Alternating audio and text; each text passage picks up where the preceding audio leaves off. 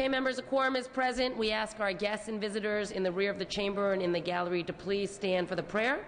We ask our Assembly Chaplain, Father Constantine Papadimos, to offer the day's prayer. Okay.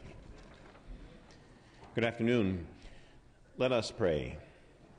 Lord, yesterday we witnessed a Super Bowl victory. Yet every day can be a victory for us as individuals and families when we grow closer to one another in faith and in love. So many people today are searching for something real because the vanity and emptiness of worldly secularism has left them spiritually bankrupt. Protect us, Lord, from those influences that seek to draw us away from you. Help us to achieve victory as the people of God you have called us to be. Amen. We ask our guests and visitors to remain standing and join us for the flag salute. Please join Assembly Member Conway as she leads us in the pledge. Ms. Conway.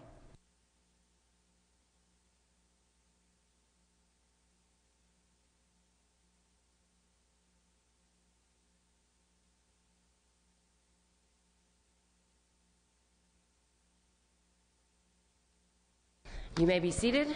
Reading of the previous day's journal. Assembly Chamber, Sacramento, Thursday, February 2nd, 2012. The Assembly met at 9 a.m. Honorable Fiona Moss, Speaker Pro Tem, Assembly presiding. Chief Clerk Dustin Willis at the desk. Reading Clerk Timothy Moreland reading. The roll was called. Ashajian Alejo, Allen, Amiano, Atkins, Bellberry, Hill, Block, Blumenfield, Bonilla, Bradford, Brownlee, Buchanan, Butler, Calderon, Campos, Carter, Cedillo, Chesbro, Conway, Cook, Davis, Dickinson, Donnelly, Ing, Fior, Fletcher, Fong, Fuentes, Furutani, Gaines, Galgiani, Garrett, Gatto, Gordon, Grove, Hagman, Halderman, Hall, Harkey, Hayashi, Hernandez, Hill, Mr. Huber. Allen moves and Ms. Conway seconds that the reading of the previous day's journal be dispensed with. Presentations of petitions, there are none.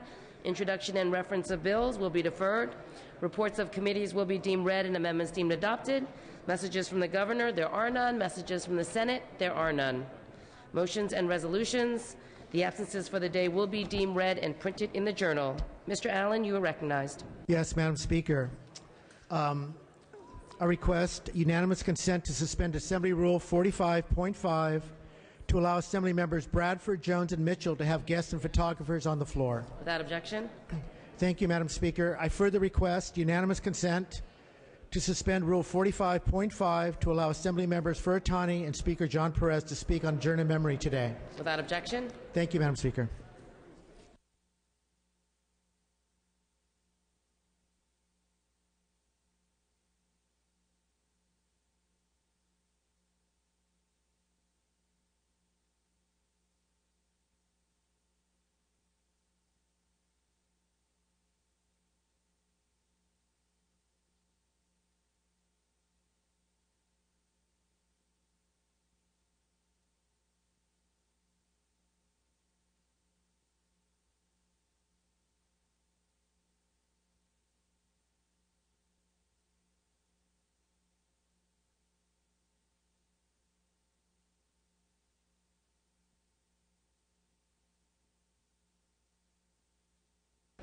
Okay, we're waiting for our distinguished guest to arrive in the rear of the gallery. As soon as he comes in, Mr. Bradford will announce him from the Speaker's desk.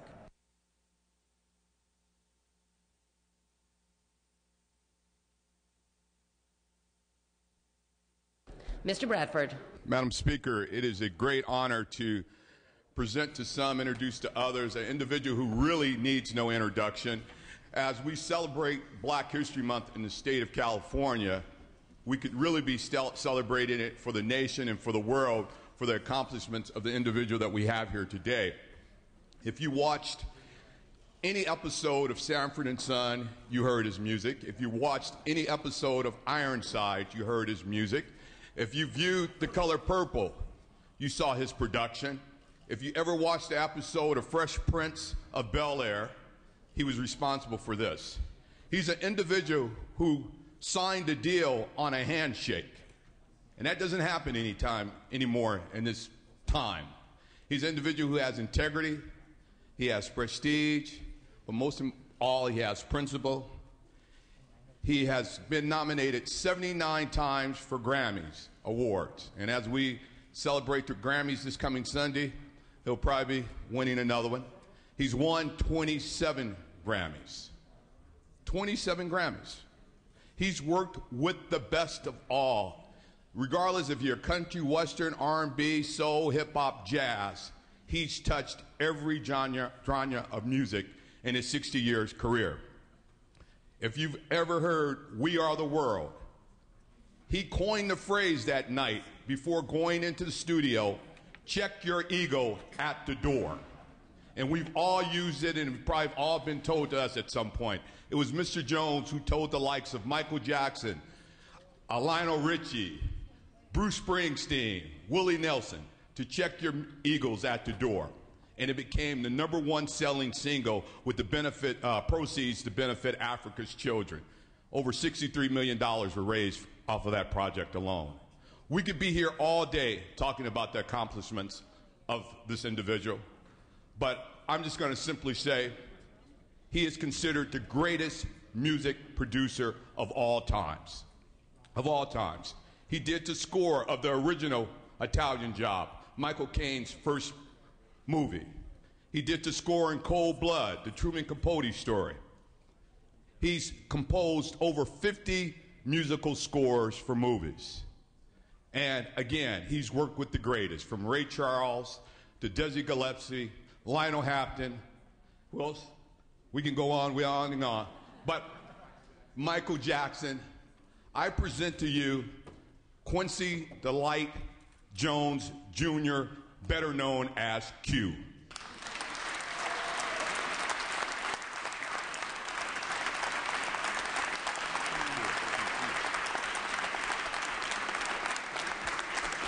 Thank you. Thank you. When you hear that, I really feel like I'm going to really be 79 next month. And I am. But I feel I've still got a young spirit and young heart. And Sinatra used to tell us every night when Basie and I got off the stand, Q, live every day like it's your last, and one day you'll be right. So that's the way we live. You play hard and work hard and learn. The best advice I ever had in my life was going overseas when I was 18 with Lionel Hampton playing trumpet. And Ben Webster said, "Young blood, step into my office. Let me pull your coat." This is hip-hop. Let me educate you. Everywhere you go in the world, eat the food the real people eat, listen to the music they listen to, and learn 30, 40 words in every language in the world. And I'm pretty close right now, and I feel at home everywhere in the world, and I feel really at home here. Willie Brown brought me here about 20 years ago. I got more hair than Willie, though, I think. Don't you think? A couple. And I just love the spirit and the warmth and energy up here. And I just, God bless you, and my gratitude for giving me this pleasure. Thank you. Madam Speaker. Mr. Speaker. Ask for unanimous consent to take Mr. Jones to the front of chambers to take a group photo with the members. Without objection.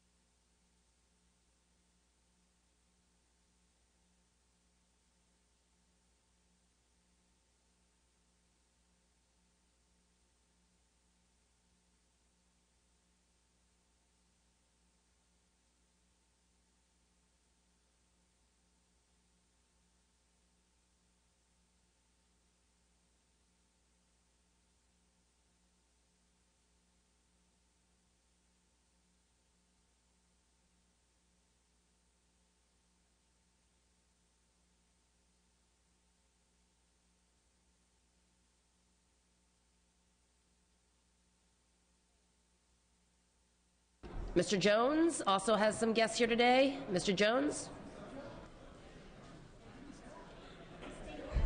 Thank you, Madam Speaker and members. I have some guests from the great community of Lakeside, California, down in San Diego County.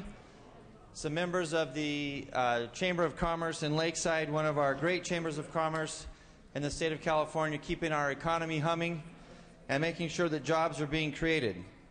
The members here representing the Chamber of Commerce are Frank Hilliker, Bobby Butenbaugh, Neil Rodvold, Kathy Castle, Don Parent, Milt Seifert, and Pat Bixby. If you'd all please give them a warm welcome to the California State Assembly.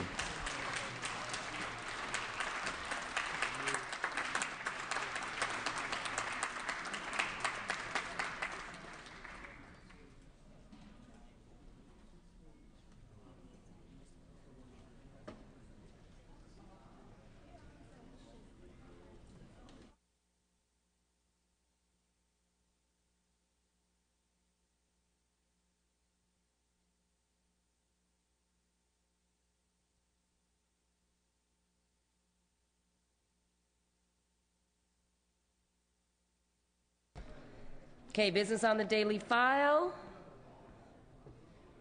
Second reading, clerk will read. Okay, no second reading. We're going to go to Assembly third reading. File items 2 and 3 pass and retained. File item 4, ACR 92, clerk will read. Assembly concur Resolution 92 by Assemblymember Donnelly relative to human trafficking. Mr. Donnelly. Thank you, Madam Speaker, members. I rise today to present ACR 92, which is a resolution declaring every January henceforth as National Slavery and Human Trafficking Prevention Month, and every February 1st as California's Freedom Day. You know, this is exactly the same resolution that was put forth by President Barack Obama, passed off this floor last year without a single no vote. And, you know, the purpose of this is to draw attention to a crisis that is reaching epidemic proportion in California. And I think that this is one of those issues that transcends all party lines. This is about uplifting the human soul. You know, enslaving someone, whether it's for labor or for sexual slavery, is essentially an assault, not just on our human dignity, but on that part of us that is able to hope, that part of us that has faith. It is in many ways, it extinguishes the human spirit that is the most beautiful part of all of us.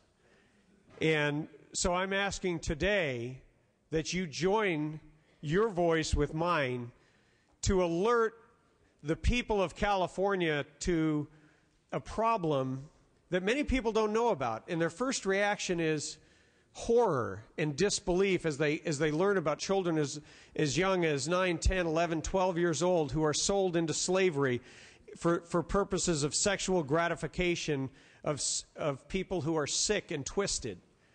And we don't want to believe that that's happening, because then once we recognize it, once we're aware of it, there's a moral obligation for us to do something about it. And that's what this campaign is about. That's what this resolution is about. And I would ask that each of you would join me and join your voice, join the voice of your constituents in saying that we as Californians, we as Americans, we as people of all faith, all colors, all background, all political parties, all demographics, refuse to stand idly by while this goes on our watch here in California. I ask that the roll be open for co-authors. Seeing no further questions or debate, we're going to open the first roll for co-authors. Co-authors, clerk will open the roll. All members vote who desire to vote. All members vote who desire to vote. This is for co-authors. No, it's...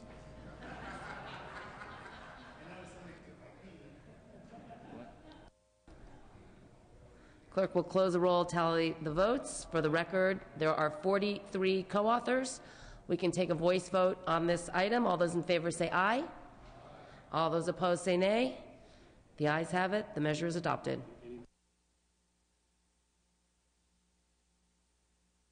Any other members who would like to add on as co-authors must come up to the desk to add your name as a co-author. You cannot go to the kiosk, so please come up to the front. Okay, file item 5, ACR 93. Clerk will read. Assembly concurrent resolution 93 by Assemblymember Garrick relative to Ronald Reagan Day. Mr. Garrick. Thank you, Madam Speaker.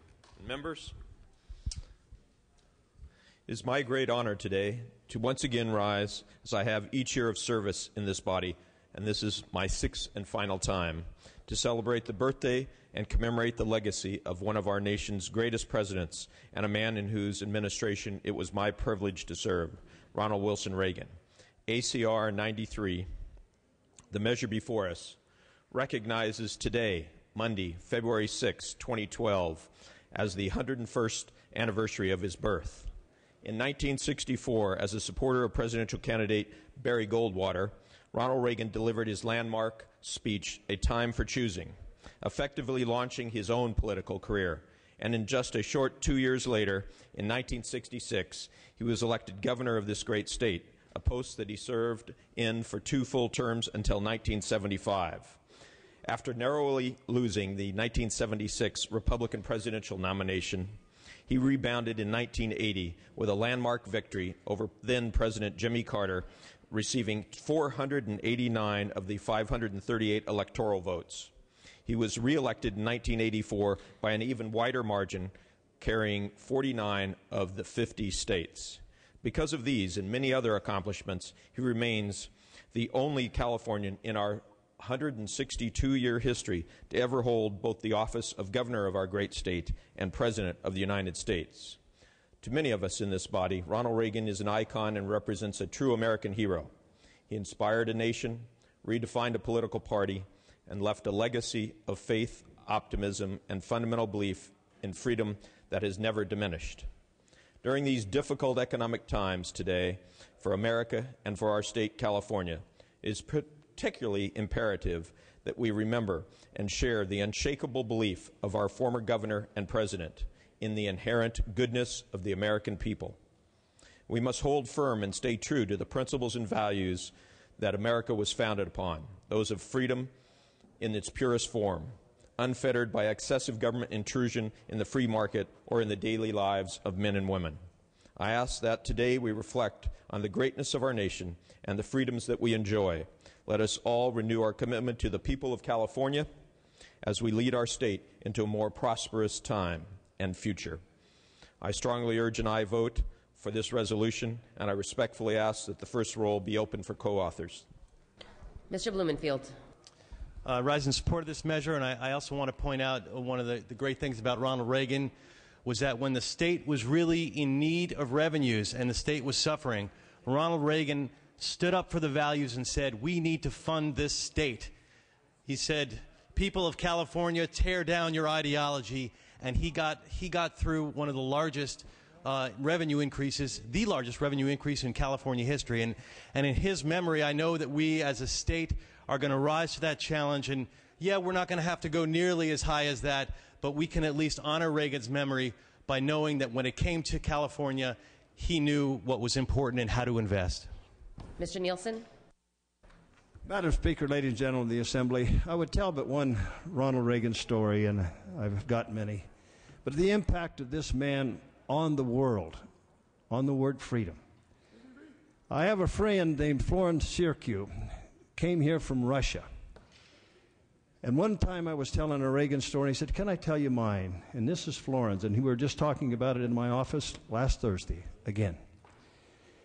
When Ronald Reagan stood at the Berlin Wall and said, Mr. Gorbachev, take down that wall, Florin was in chains, a political prisoner in a cell in Belgrade, Yugoslavia.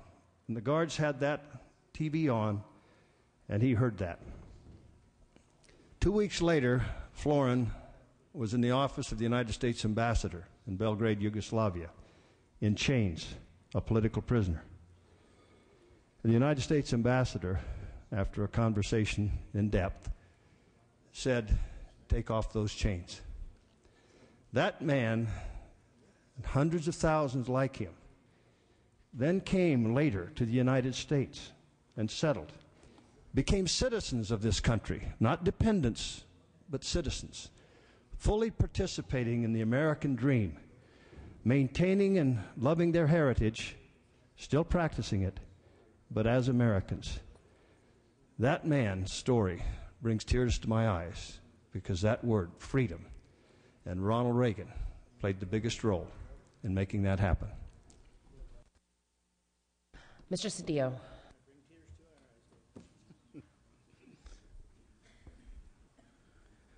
You know, I also want to share a certain appreciation, and I think my colleague has brought to our attention, more so than people believe, is that President Reagan, Governor Reagan, was non-ideological, firm in his commitment to his values, but willing to compromise, willing to seek resolutions for the problems of the day.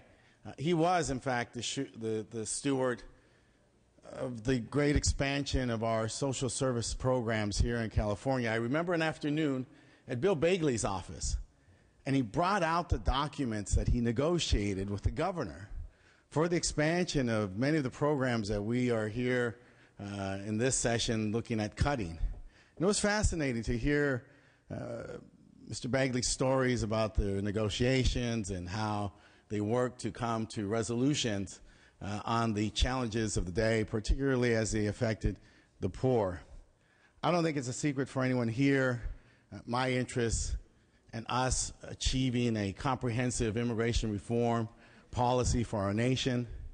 He was the steward of that. IRCA was the most expansive immigration reform for our nation. It sought to resolve many of the same challenges that we have today. How do we move forward in a manner that's consistent with our humanity and our values? One that acknowledges our national security needs and concerns, but also one that recognizes our economic needs and challenges that confront us also. He was the leader of that effort, the steward of that effort. I remember Bert Corona and Robert Amaro and his father and many others who were working with him on that effort. It was a bipartisan effort to bring immigration reform to this nation. It was sorely needed then. His leadership would be needed today so that we could accomplish the same types of things. A state that was fiscally prudent but took care of its poor, and a nation that was concerned about its border and its economy, but was able to work across bipartisan divide and to create a type of immigration reform that was humane and just and served both our nation and served those who are coming to our nation. And so I just wanted to acknowledge that attribute of our former president and governor. Mr. Chesbrough. Thank you, Madam Speaker. We in California are justly proud of our leadership worldwide in protecting the environment, protecting public health, and protecting public safety. But we often forget that the governor who moved this state forward ahead of his time in environmental protection was Governor Ronald Reagan. He signed the California Environmental Quality Act. To this day, the legacy of that act protects the health and the safety of our people and protects the natural environment that we're also proud of. He signed the California Wild and Scenic Rivers Act, which protects northern rivers and salmon and other anadromous fish in a natural state to this day. So there's another legacy that is often overlooked of that governor. We've made a lot of progress since then, but during his time as governor, he provided very real leadership in the environmental field, and I want to acknowledge that and support this measure. Ms. Harkey. Thank you, Madam Speaker and members. I would also like to honor this great California governor and president. And I would like to merely point that a lot of the environmental protections that he implemented have been since expanded, and I'm sure were he here today, we could work out a resolution across the aisle to make sure that the state of California is not crippled by them, but more or less enhanced by them, because I think they are good policies that merely the problems that we do have now is that they've been turned over to agencies rather than the legislature actually dealing with them. Other issues with regard to the amnesty policy, one of the reasons we can't seem to work together on that now on the national level is because the other half of the implementation of the amnesty program was never funded or implemented. And so while Ronald Reagan did allow for the amnesty, there was another part of that that was for border security that was never funded. So we've got a lot of example here of ways in which we can work together, but one of the things I think we need to remember is that the honesty of good people trying to come together, we have to always be sure that the full intent is also implemented, or you'll never get another chance to come forward again in good faith. So I think that Governor Reagan was truly a great man, a great communicator. Even his detractors enjoyed him and laughed with him.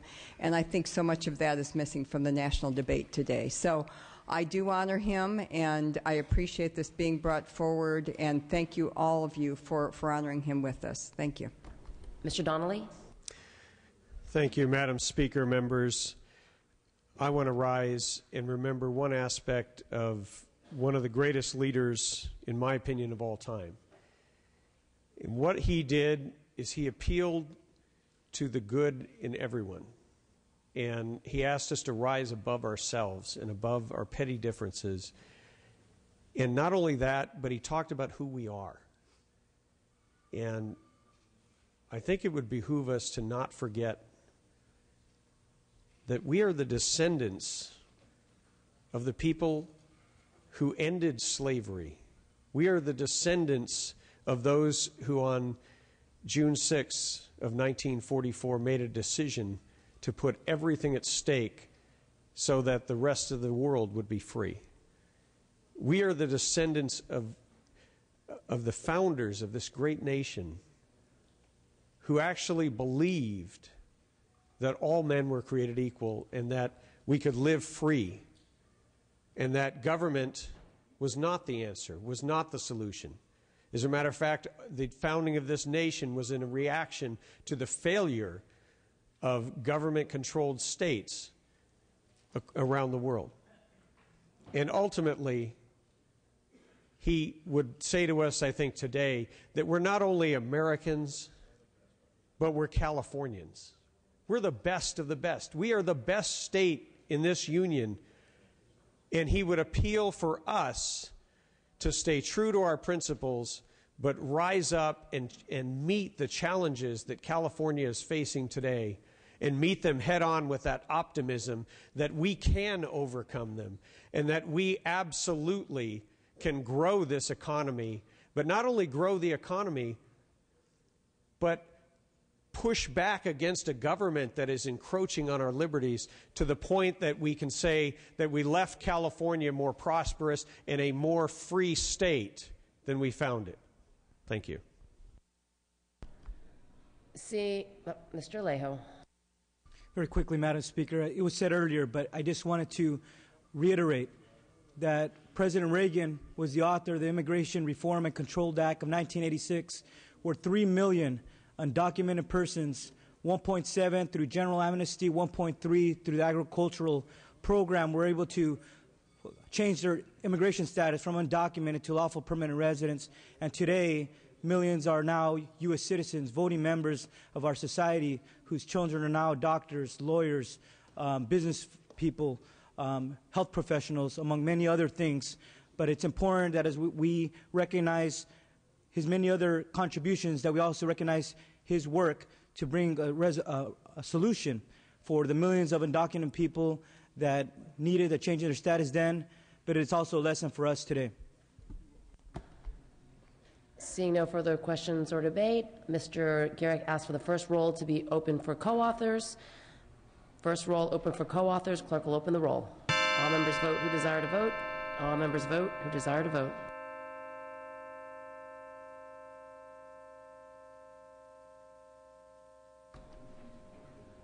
Clerk will close the roll, tally the votes. For the record, there are 56 co-authors. We could take a voice vote on this item. All those in favor say aye. All those opposed say nay. The ayes have it. The measure is adopted. Mr. Garrick is asking for a moment of silence. Just a moment of silence to honor the President in his passing a while ago in 1994. Thank you for that.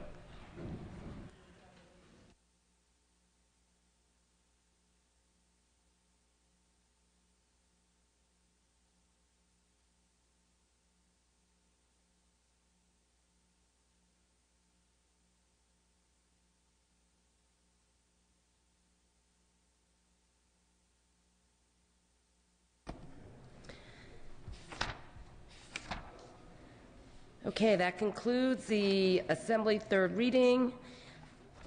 We are going to pass and retain on the Senate third reading file items 6 and 7. There is no consent calendar, so this concludes the business on the daily file. We will now move to announcements and adjourn in memories. The following members were approved for adjourn in memories: Mr. Furutani, Mr. Speaker, and Mr. Cedillo. Mr. Furutani. Thank you very much, Madam Chair. When we adjourn in memory of, oftentimes we have very famous people that we acknowledge, and we have people that maybe don't have the fame but have contributed so much to their community that we want to make sure that people know what they've done. This particular individual from the community of Wilmington in my district, Frank Herrera, you would see Mr. Herrera along with his partner in crime, Charlie Rico, at every community event. At certain events, they would be the ones selling the beer. At other events, they would be doing any number of different things, which they did for decade after decade in Wilmington. Mr. Herrera is born in Sonora, Mexico, came to the United States as a veteran of World War II, and has been an active member of every organization, the Wilmington Chamber of Commerce, you name it, but especially the Wilmington Lions Club. Mr. Herrera left us last week, and we have a great loss in our community because of his passing. But I wanted to bring his story to the floor and acknowledge that we would adjourn in memory of his great contribution to the community of Wilmington and the city of Los Angeles. We wish the best to his family and those that have survived him. Thank you very much. Mr. Speaker. Thank you, Madam Speaker. Members, I request that the Assembly adjourn in memory of Jerry McFetrich. Like many of you, I was deeply saddened when I heard of the sudden passing of Jerry over the weekend. He was a friend and a mentor to many in our Capital family. And he was a quintessential Californian who spent over 25 years serving the people of California as a staff member in the legislature, followed by a successful career advocating for the interests of construction workers here. When he did finally retire from the rough and tumble work in the legislature, he realized his lifelong dream of growing wine grapes in Clarksburg, living in a house that he lovingly and painstakingly built by hand over the course of 10 years. Jerry was one of the unsung heroes of working families in our state. As a legislative staffer, he left his mark on groundbreaking legislation that advanced the interests of working people. Amongst his most important pieces of legislation was the California Occupational Safety and Health Act and the Little Davis-Bacon Act. Those were two of his highest profile accomplishments, but he left his mark in so many workplace protection efforts throughout the state of California. And while his accomplishments were many, what most of us who knew him will remember most is his warm heart, his generosity of spirit, his kind disposition, and his tenacious approach to advocacy. He's survived by his 5 children, Duncan, Mellon, Britton, Margot, and Matthew, his 3 grandchildren, Jackson, Finnegan, and Britton IV, who was affectionately referred to as Cuatro, and by all of those of us who had the pleasure of knowing him as a friend and a mentor throughout his life. I respectfully ask that the Assembly adjourn in Jerry's memory.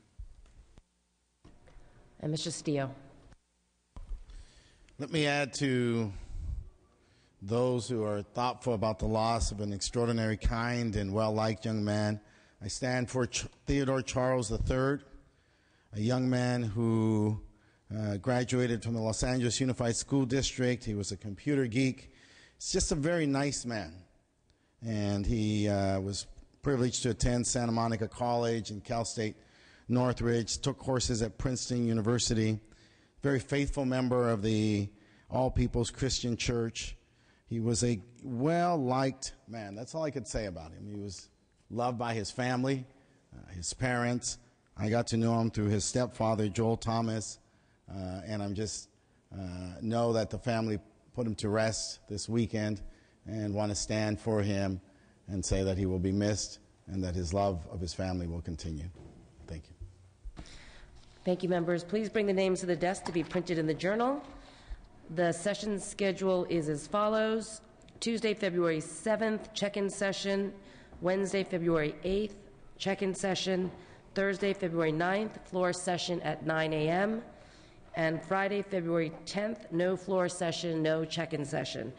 All other items remaining will be passed and retained. All motions shall be continued. I'm ready to entertain a motion to adjourn. Mr. Allen moves and Ms. Conway seconds that this House stands adjourned until Thursday, February 6th at 9 a.m. Quorum calls lifted.